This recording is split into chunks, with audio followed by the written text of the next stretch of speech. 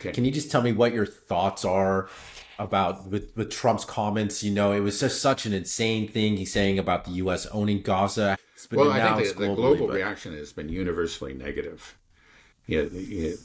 And I think actually it's been particularly damaging within the Middle East, for countries like Saudi Arabia.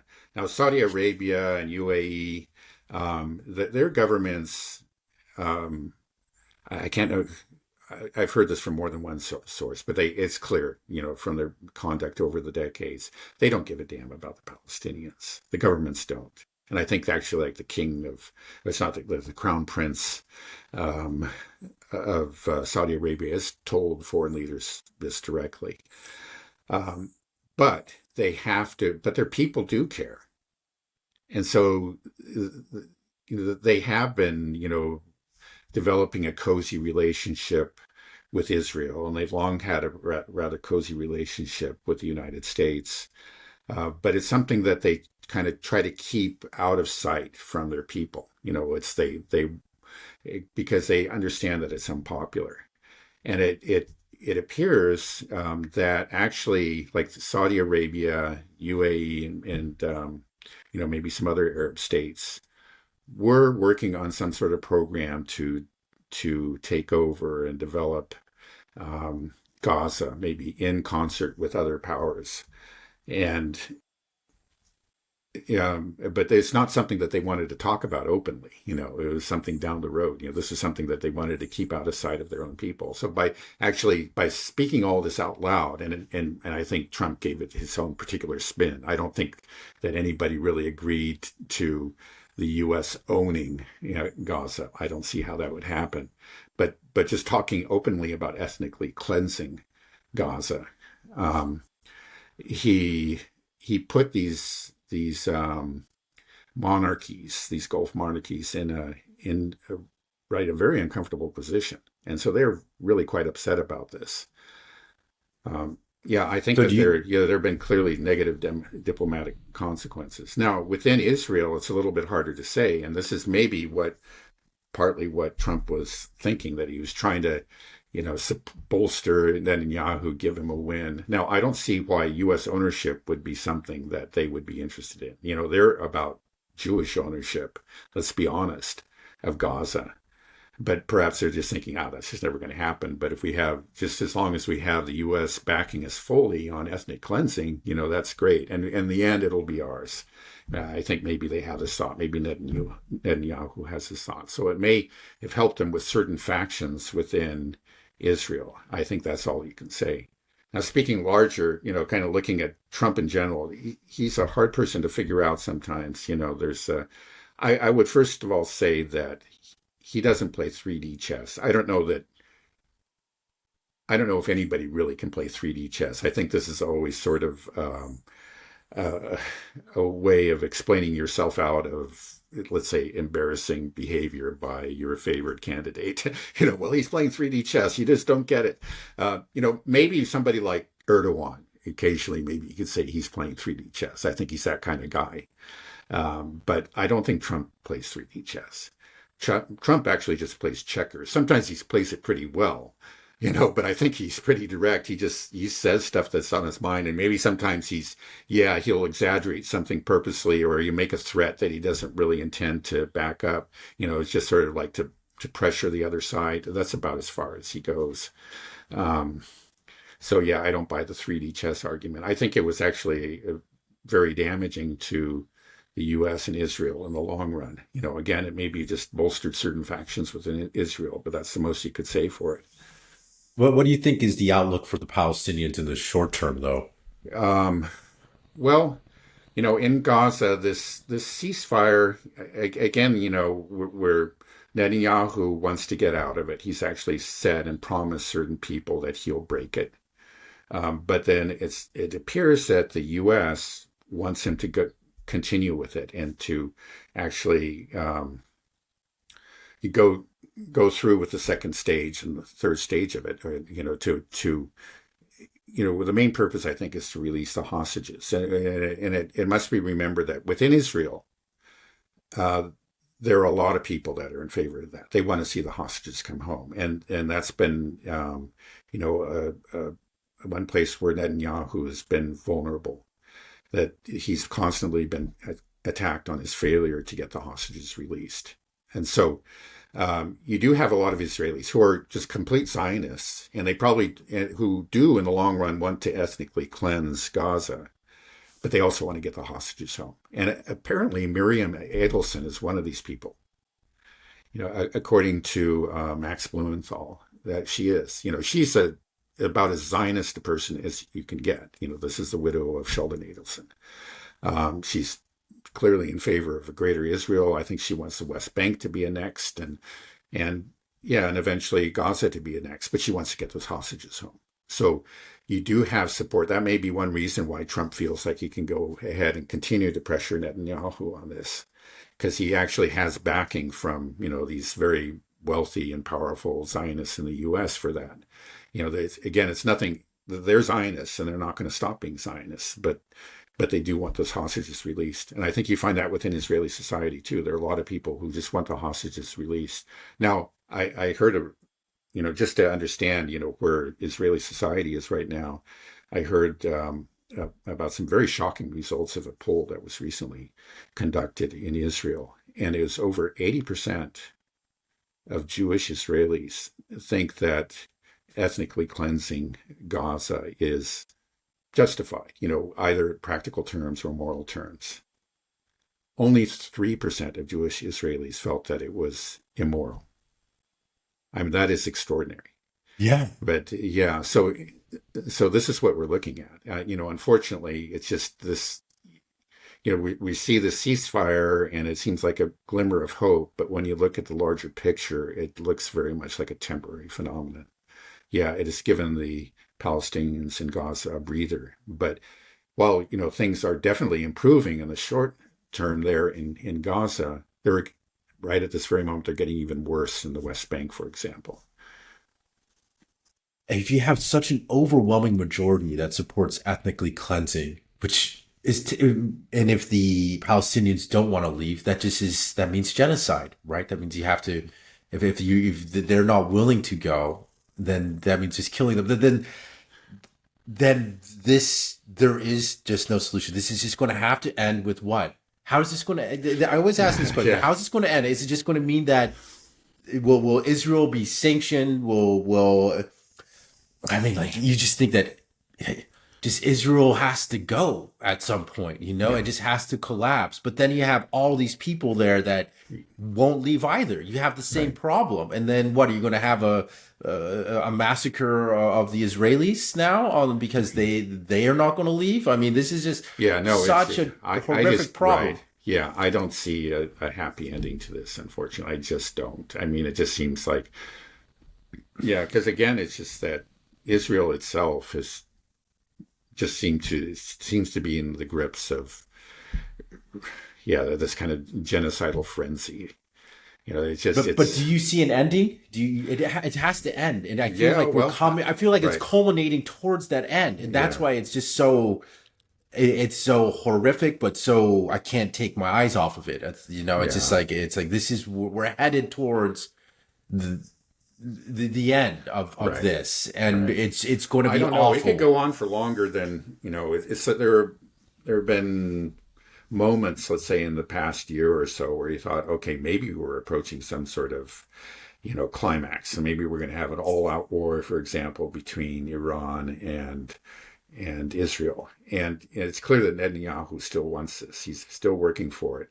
And I think he felt like he got really close to getting it under Biden, because Biden had been so weak, and, he was mentally weak, and he was, clearly also just he was a lame duck. And, and it was clear that he wanted to go for it, but he didn't get it. And now, under Trump, again, these are early days, but it seems that Trump really doesn't want to see a war with Iran. I mean, he's done all kinds of terrible things, lifting restrictions and supplying these, 2,000-pound bombs, or at least lifting the restrictions on them and a lot of the 1,000-pound bombs and so on and so forth. But, and he's outright said that, we need to ethnically cleanse Gaza.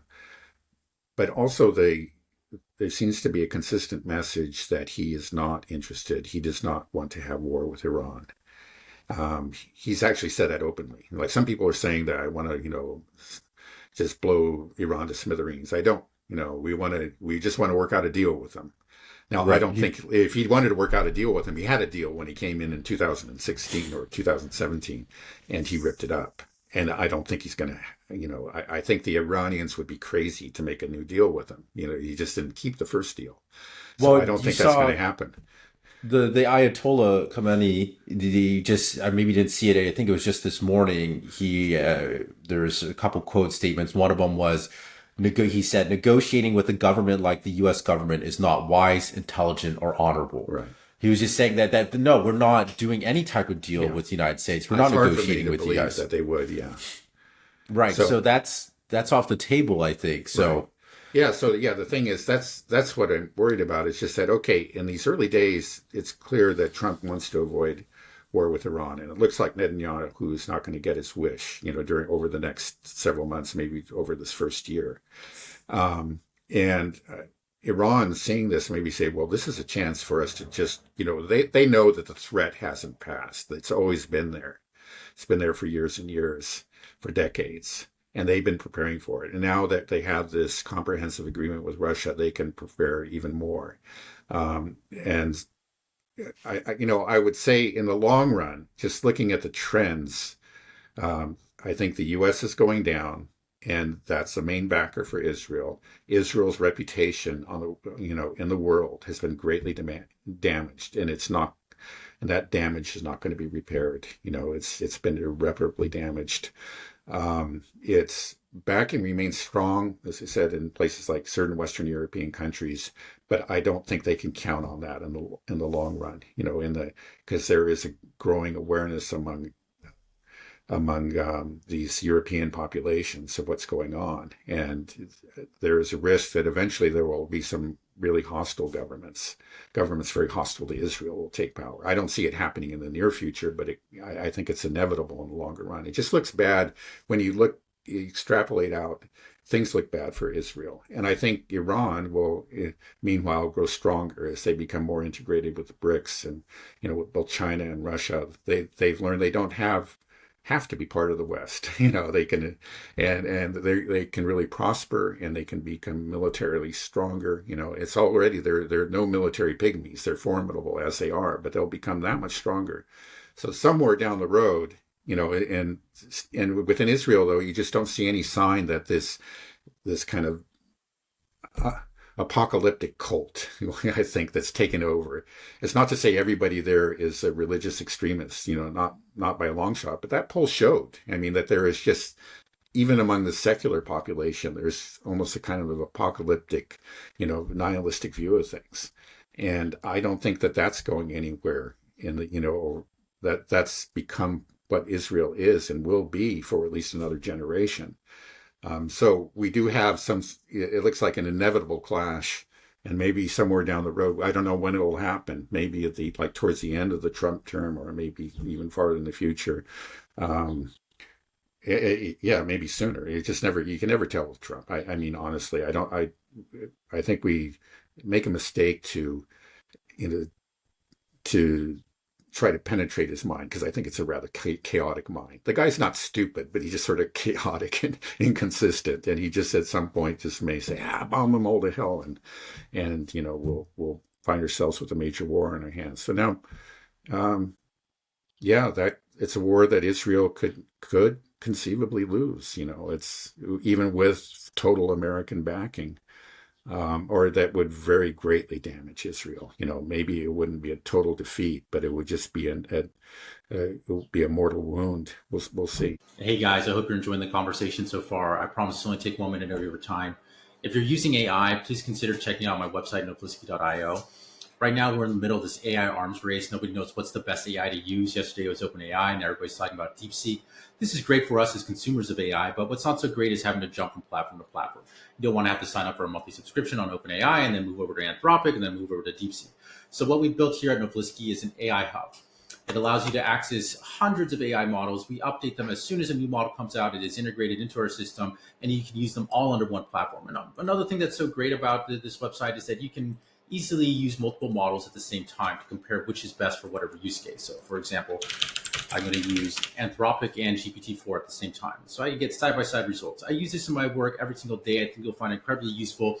There's tons of customizations. We have an iOS and Android native app as well. So you have seamless synchronization across all devices. So please check it out. I think it's something you'll find incredibly useful. There are no subscription fees, no rate limits. I guarantee you it's going to save you money, and it's just going to keep you on top of all AI releases. You said that Israel's reputation has been irreparably damaged and it's not coming back from it. Do you believe that the United States' reputation has been irreparably damaged by our support of Israel and also with what's coming out with everything we talked about USAID? Yeah. I mean, well, yeah, no, it has. It's not as bad as Israel itself, but clearly, we have suffered a lot of reputational damage. I think I think that's just clear that this unqualified support for Israel was always hurt us, but now, we've taken it so far. Now that Israel's been directly engaged in obvious genocide, and we continue to support them. Yeah, well, that's hurt us greatly. I mean, there's still you'd be surprised. There's just a great deal of inertia, and there are these factions that are pro-Western, and they just don't disappear overnight. It just seems like nothing. They're just pro-Western, and they just go along. They end up changing their own viewpoints just to conform to the Western viewpoints. But I think that puts them, actually weakens them within their own country. So I'll just give you an example. I was surprised by this, but it came from different sources. But both in, let's say, Egypt and Turkey, clearly very, very important countries in these regions, you have the elite class, and both of these countries are very pro-Western. And now in Turkey, Erdogan has managed to, develop a power base, among the common people, so that so he's not simply a reflection of that elite class, which is pro-Western, but he clearly has to take them into consideration. And so that's why I think you see him kind of always playing. It's also his personality, but he's always playing this game. He leans one way and then he leans the other. He's fiery rhetoric directed against Israel, but he lets the gas to, continue to flow. And is it oil or is it oil? Anyway, it comes from Azerbaijan. And now in the case of Egypt, the population is very, very supportive of the Palestinians, and actually, like the Muslim Brotherhood has a lot of influence within the population there in Egypt. The Muslim Brotherhood is really closely allied. Hamas essentially is an offshoot of the Muslim Brotherhood, but the Sisi, who took power through a coup, overthrowing a democratically elected member of the Muslim Brotherhood in Egypt, his foreign policy objectives are very, very closely aligned with the West, and he's supported by that elite in that country.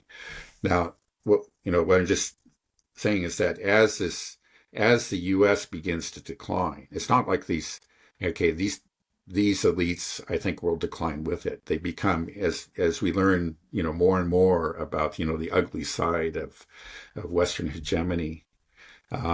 People in this country are going to see more clearly what their elites are doing, and I think they're, eventually they'll find their positions untenable. I'm not going to make a prediction when, but I think just looking at the long term throughout the region, a lot of these monarchies, they already understand that their position is really not very secure. And that's one reason, again, they were very upset by the things that Donald Trump said out loud. But I think that insecurity, that precariousness, is only going to increase over time. And so eventually some of these countries like Egypt or Jordan will fall. Maybe Turkey will finally, maybe Erdogan himself will start to back up his words with real action, or there will be a new president that does. I don't know. We'll see what happens in Turkey. It actually could go different directions.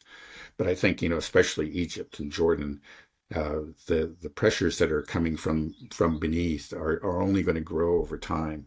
And I think eventually that one of those governments will fall. And that will again tip the scale against Israel in the long run.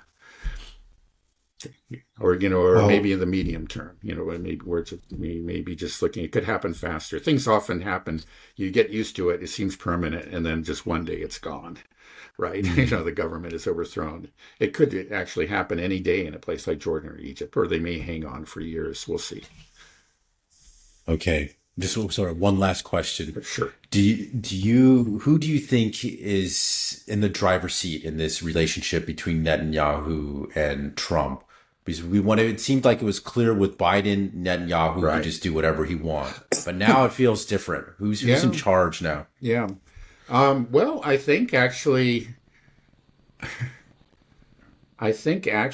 Trump has the advantage, and that's something that we haven't seen like since maybe Eisenhower, like I was saying.